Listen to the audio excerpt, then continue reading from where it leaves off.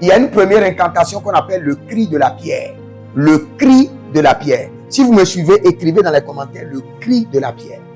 Regardez, quand vous faites mal à un homme de Dieu et il sourit et il dit le cri de la pierre, je vous assure, priez du matin jusqu'au soir.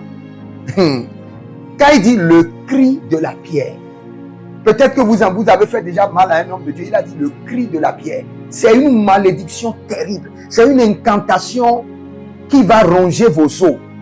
Je vous assure. Allons dans l'incantation qu'on appelle le cri de la pierre.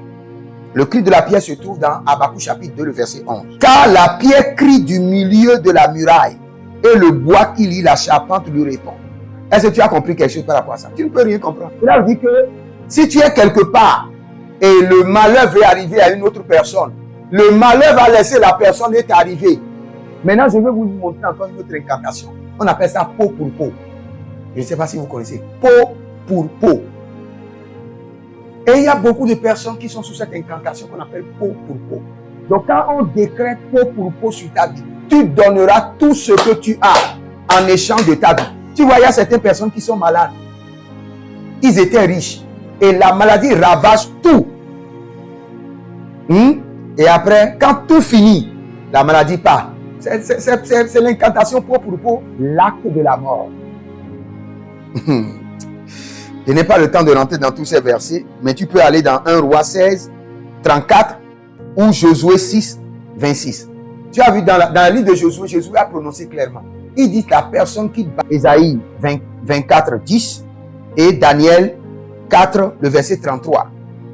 La ville déserte ou bien la ville en ruine.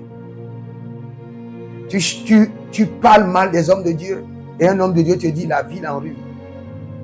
Il va même te laisser et il parle comme il parle à une autre personne. Il sourit, il dit la ville en ruine. C'est fini. Ou bien la ville déserte. C'est ce que je vais vous enseigner après.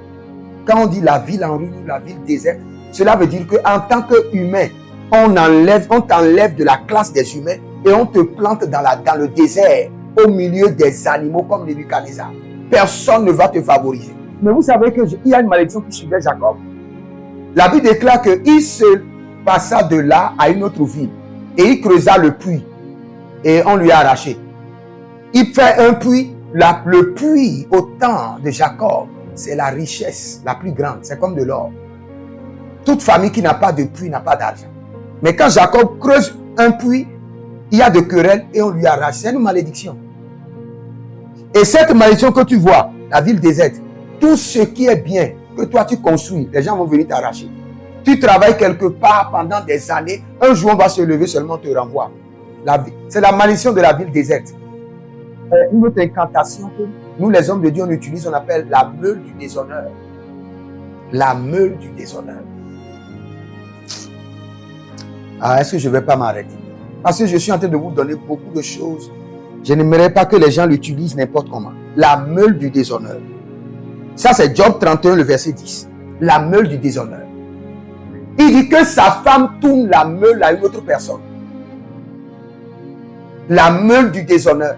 Cela veut dire que tu seras maudit au point que ta femme, tu seras dans ta chambre et tous les 3 enfants que vous avez là, c'est les enfants du voisin. C'est ça qu'on appelle la meule du déshonneur. Et voici ce que Élisée avait utilisé. On appelle l'ours affamé. L'incantation de l'ours affamé. Maintenant, vous allez me demander, quand vous lisez le verset 2 Rois 2, 24, 2 Rois 2, 24, les enfants ont suivi Élisée et l'ont insulté parce qu'il était chauve. Et il a ordonné à ce que les ours puissent les dévorer. Maintenant, vous allez me demander, est-ce que les ours n'étaient pas là? C'est le système de la langue et le système du vent qui ont créé les ours. Et vous allez me dire 42 enfants ont été tués. Maintenant, vous voyez les enfants. On parle des enfants. Ils ont parlé de l'homme de Dieu. Et l'homme de Dieu les a dévorés. Et regardez par exemple le sceau de la stérilité. Quand quelqu'un vous offensez un homme de Dieu et il décrète contre vous l'incantation du sceau de la stérilité. Quand vous lisez 2 Samuel chapitre 6 le verset 16, chapitre 6 le verset 20, chapitre 6 le verset 23, vous allez voir que Milka était stérile à jamais. Ça, c'est le sceau de la stérilité.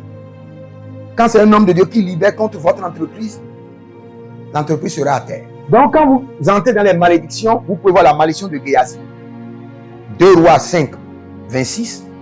Quand un homme de Dieu qui prononce sur vous la malédiction de Géasi, allez lire 2 Rois 5, 26. Ou bien un homme de Dieu qui prononce sur vous la malédiction de Ananas et Saphira. Acte 5, 1. Ou bien un homme de Dieu vous dit qu'il prononce sur vous la malédiction de Ruben. Genèse 49, 4. Ou bien vous entendez qu'un homme de Dieu vous dit qu'il prononce sur votre famille la malédiction de Dathan, Koram et Abiram. Deutéronome, je crois, Deutéronome 11, 6. Ou bien vous entendez un homme de Dieu vous dit qu'il prononce la malédiction de l'eau et des vêtements. Ou bien la malédiction de Sodome et Gomorrhe. La malédiction des dettes. Vous allez voir, il y a certaines personnes qui ne comprennent pas leur vie financière. C'est la malédiction des dettes.